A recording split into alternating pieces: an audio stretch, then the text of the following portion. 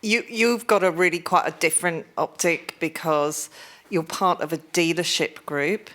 Some might argue it's a slightly different business model in terms of kind of trying to keep that life cycle customer. What does success look like to you?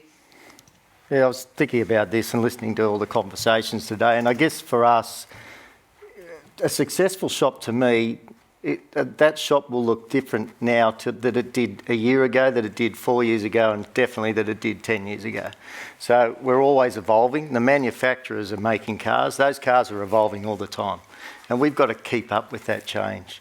And that's what we really focus on. And with your staff, which Joe said, it's really important to engage those staff, to get them trained and to keep them involved and keep them training.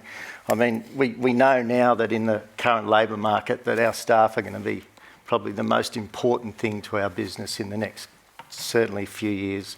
And moving forward for us, we're investing in our staff greatly within, say, the badge shops that we have. But if we look at BMW, for example, BMW have created a whole training platform for our staff so that, I've got young guys coming on now that do introduction to BMW, and then they do fundamentals of steel, fundamentals of aluminium. Now we've got electric vehicle training, carbon fibre training, and moving forward it's just going to grow and grow till we have master technicians in panel, which is, you wouldn't have thought of that 10 years ago.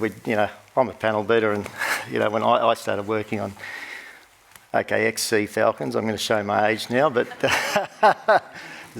most people in this room remember those, so that's good. But look, it's important that we evolve with our staff.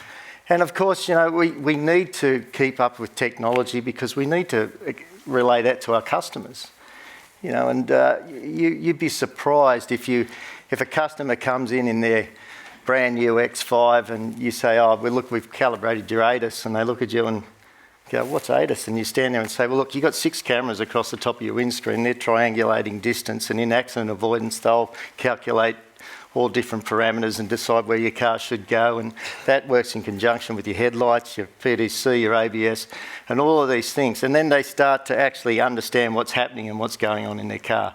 And I think it's important that we're able to relay that to customers. So, it's a holistic thing.